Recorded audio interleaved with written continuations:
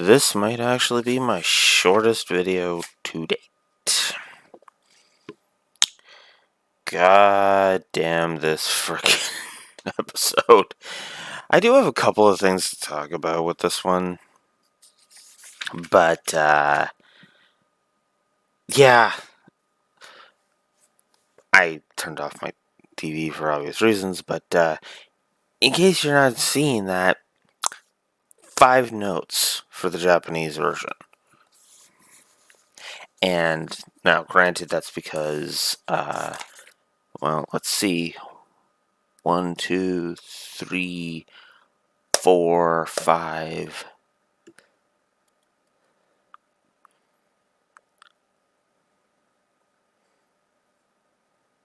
6, 7, 8, 9 notes are universal across both episodes.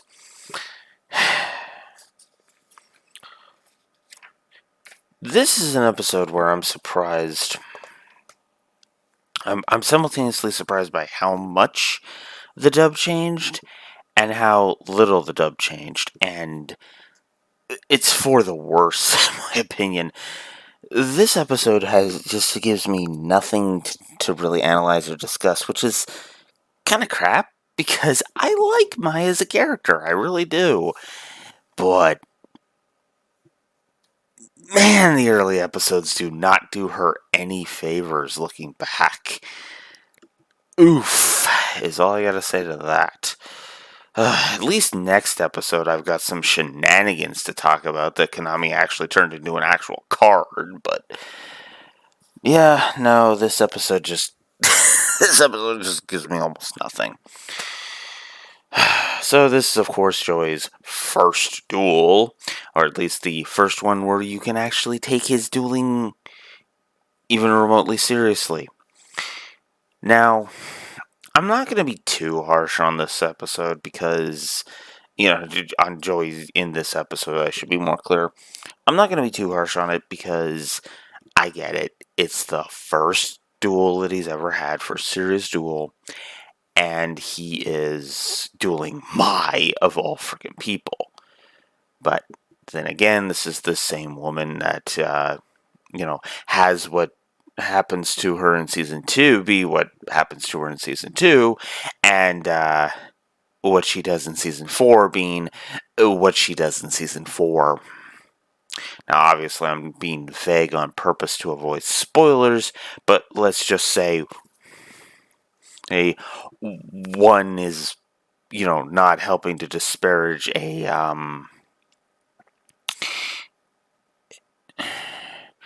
well, okay.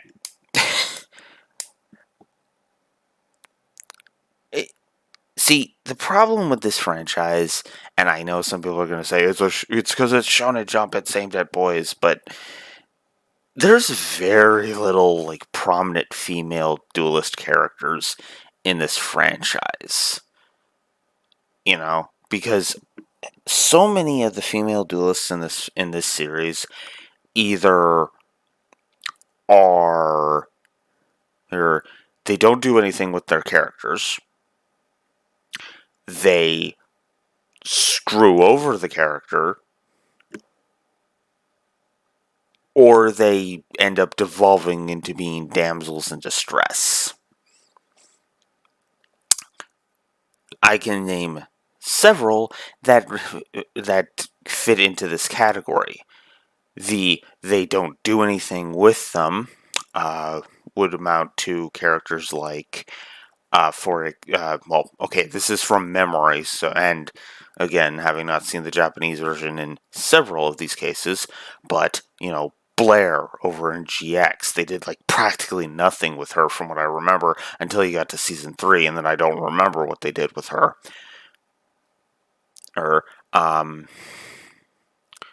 Eventually, even fan favorite Aki got sidelined, and and then there's screwing over the character, which happened to Alexis in GX, happens to Mai here in DM. I don't remember them screwing with Akiza too much. Aki or Akiza too much. So can't speak to that one. And but the screw over, Aoizaisen, Vrains. And then there's the damsel in just becoming the damsel in distress, which, well, Alexis would fit that bill. Tori hits at least 2 or 3 of those points, but I don't think she becomes the damsel in distress. And then there's Yuzu no, Hiraki, I forget her last name, but Yuzu from Arc 5, who is, well, let's see, she's screwed over, even though she was going through an awesome character arc in Season 1. Then she's turned into literally a damsel in distress. And, oh yes, they do unpleasant things to her as well. Mind control, courtesy of a very creepy scientist coming to mind. Seriously, go look up the Odd Eyes Raging Dragon scene sometime to understand what I'm talking about. Anywho. But no, in this episode we have Mai just being antagonistic. Her reason for wanting to duel Joey is petty, while we're on the subject. I'm just kind of jumping right into the episode. You know what? Before we get into the whole she challenges Joey thing, there is one minor thing I wanted to mention about Pegasus. His plans revolving around Yugi are more apparent, because in the dub he talks about weeding out the weak, whereas in the sub he specifically mentions Yugi and is like, Yugi boy, it's been 2 hours since the tournament began. I wonder if he'll be able to reach the castle, or I forget exactly how he phrases it, but it's so much better. It is so much better in the frickin' sub. It's just ridiculous. And then Joey has a flashback where he takes Serenity to the beach and promises that she will see a beautiful scenery like that again.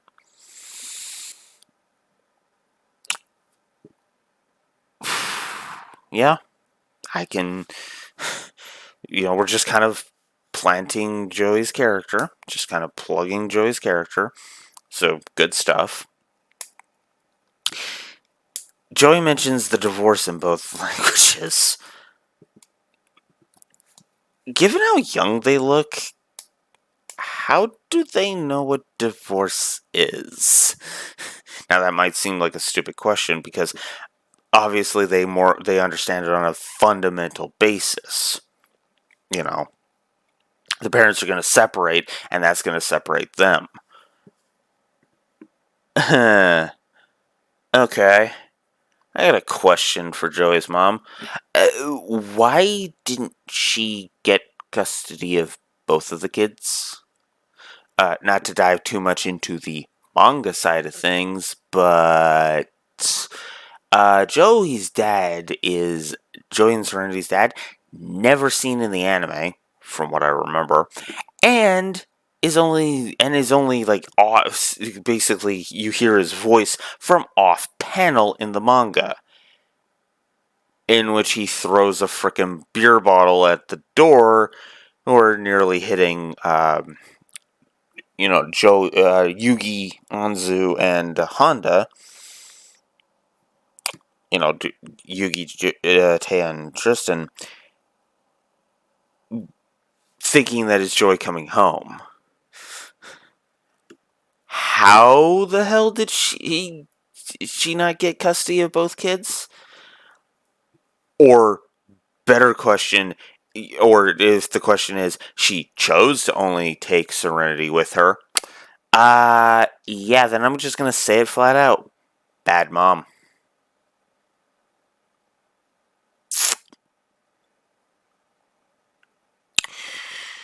Admittedly, I don't know how divorce proceedings happen in Japan, especially in the early 2000s, but you get my point.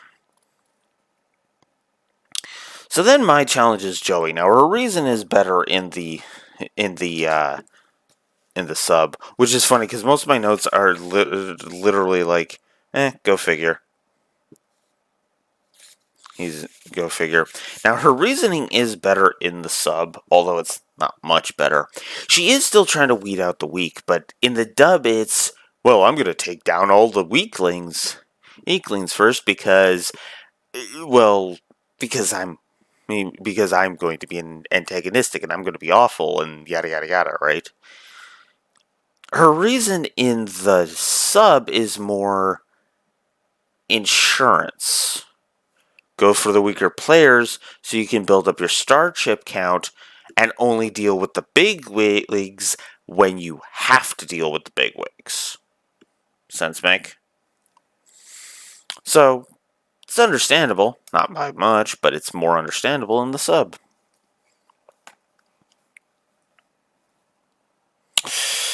So Yugi shows faith in both versions in Joey, even though everybody's saying this is a bad idea. You know, Tan and Tristan, and by extension their Japanese counterparts, Anzu and Honda, are both saying this is a terrible idea, he shouldn't be doing this.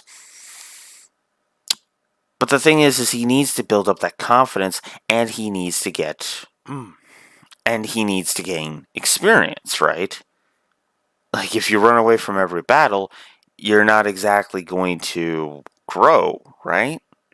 And that's actually his point, because if he runs away now, well, every time he sees beautiful scenery, like that beach that he took his little sister to when they were kids,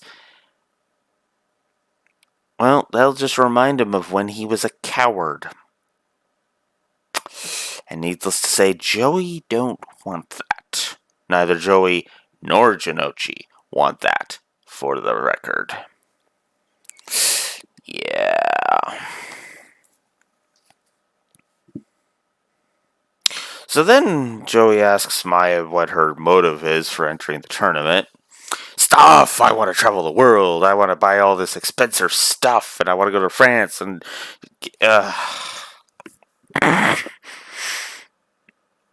I mean, it's to be expected, because not everybody's going to have, like, a serious motive, like their grandpa's soul has been captured, or my sister's going to lose her eyesight, which is actually something I actually applaud, by the way, where it's like, oh, hey, you know, well, we've already talked about the $3 million versus 3 million yen. I still say 3 million yen makes way more sense.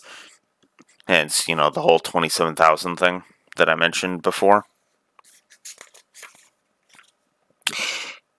But yeah. Her reason is just shallow as hell.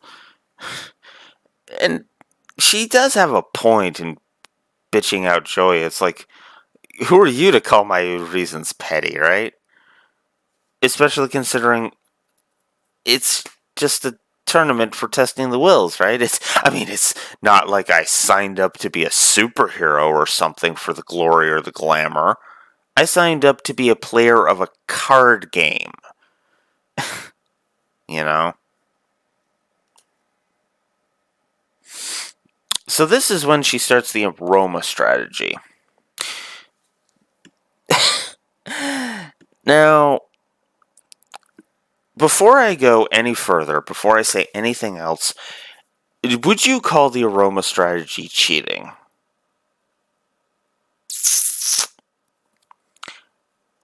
Jinochi specifically calls her a cheater. Joey calls her a fraud. Like, you know, you're playing up the whole psychic angle, but you're just a big fraud, you know? Do you consider that cheating? That's an honest question I have, because she can see her thing. And for the record, that extends to the top card of her deck, too. Who? Now you're probably thinking, well, how do you know this, Blue Wolf? I played Duel Links. My phone's not right here, but, you know, I play Duel Links. Aroma strategy is one of my skills in Duel Links. Yeah.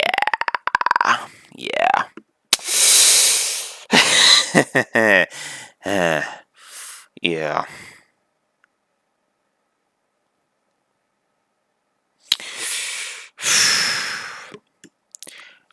Joey's pessimism in the dub is kind of irritating.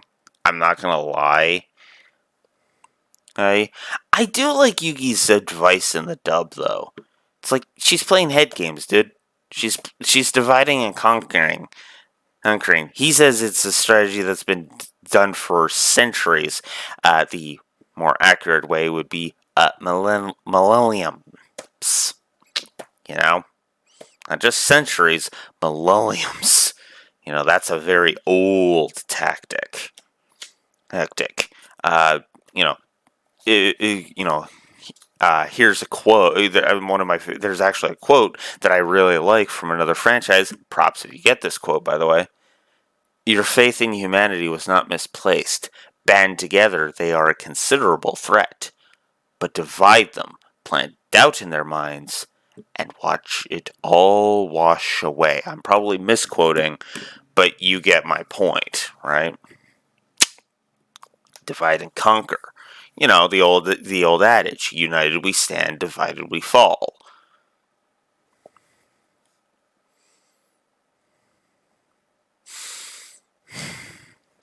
Also, there's my point about the cheerleading in the dub, which is, well, okay, she clearly is still failing to understand that she's already been proven wrong on this already. Hetty, put in the sub, but it's kind of more of a niggle in the sub. In the dub, it's freaking blatant because that's her entire point. Your friendship speeches do nothing. Shut up, basically, is what she says in the dub. She wants further proof that their speeches are helping. And that's when, in the sub, Atem shows up and instead of the divide and conquer thing, he literally is like, we'll bring Joey to victory with one simple sentence. So, Janochi, hear the sentence I'm about to say. As this will be what leads you to your victory. What is... I think I wrote it down. I wrote it down. What's seen but unseen. Now, in the flashback, it's friendship, which, of course, then leads to him closing his eyes, and, oh, would you look at that? What's seen but unseen is the aroma strategy and spraying perfumes on her cards. Yeah.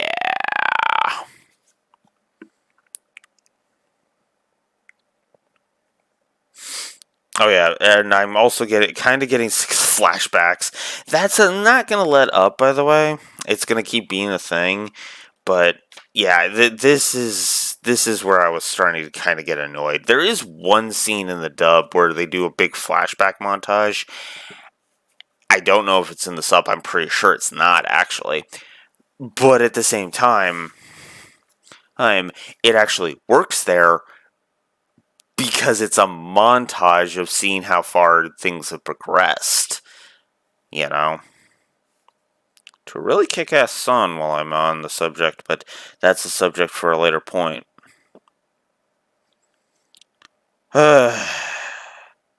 Okay, so before I go ripping the Duel a new asshat, there is one more thing we gotta talk about with the dub. I've already talked about the dialogue and how it's kind of crap, but there is one last change. I don't even need my notes because I know what all I'm about to talk about. This is the first time where censorship really becomes apparent. And it's all in the Harpie's, well, clothing, to be blunt. In the sub, the Harpies are wearing barely anything at all. In fact, in one shot, if you didn't know better, you would swear in the sub that the Harpie was literally topless. Obviously not, because, this isn't hentai, but she's wearing like effectively like a G-string. And it's like, you know, which is funny because I think a line from a certain video game actually describes Harpie Lady better than the character that it was being used against. What you're wearing wouldn't cover the head of a goose. Props to anybody who gets that reference.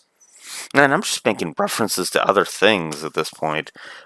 There's almost nothing to talk about here. Although, watch, when I turn my TV back on, it'll turn out I've been yapping for 20 minutes.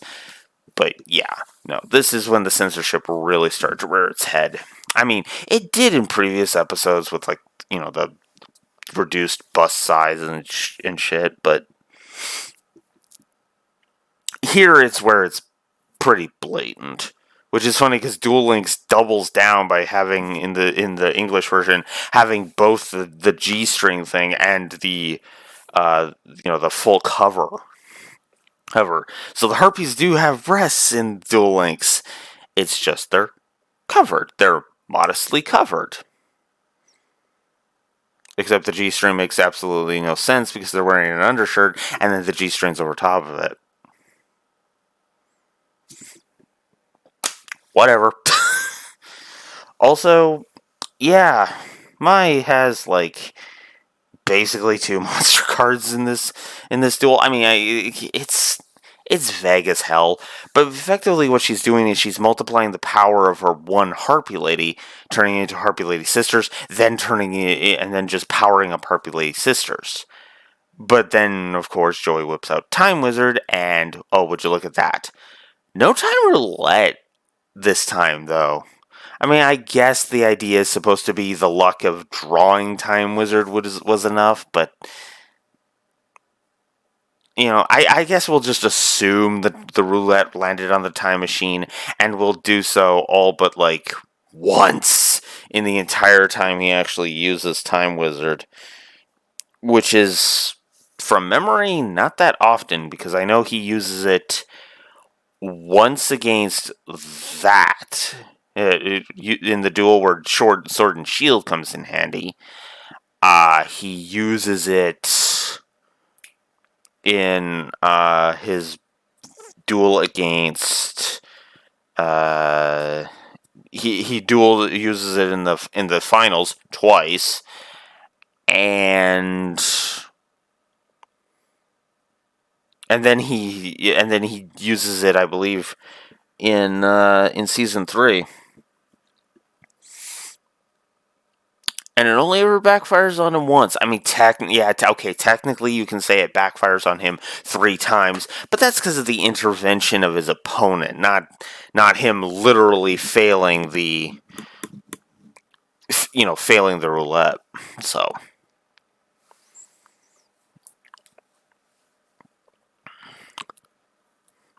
I don't know what else to say at this point, because I talked about the censorship. I talked about the dialogue being worse in the dub.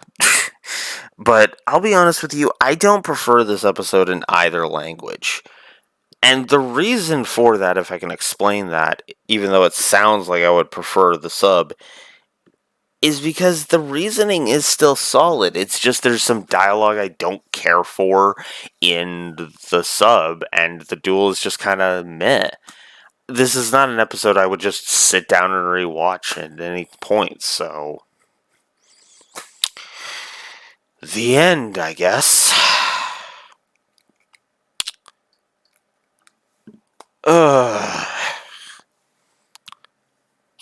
24 minutes. So I was right. I turned my TV back on, and I've been yapping for 24 minutes. This was just a generic episode, I'll be honest with you.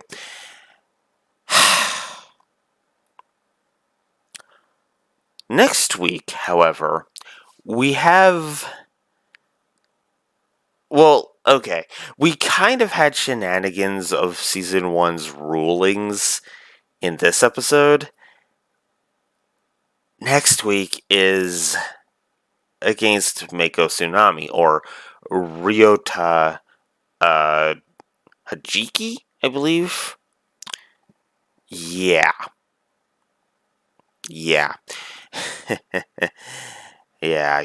Anyone who's seen this series knows exactly what's coming next week. Attack the moon! But, We'll go use giant soldier stone to break the moon. And next time.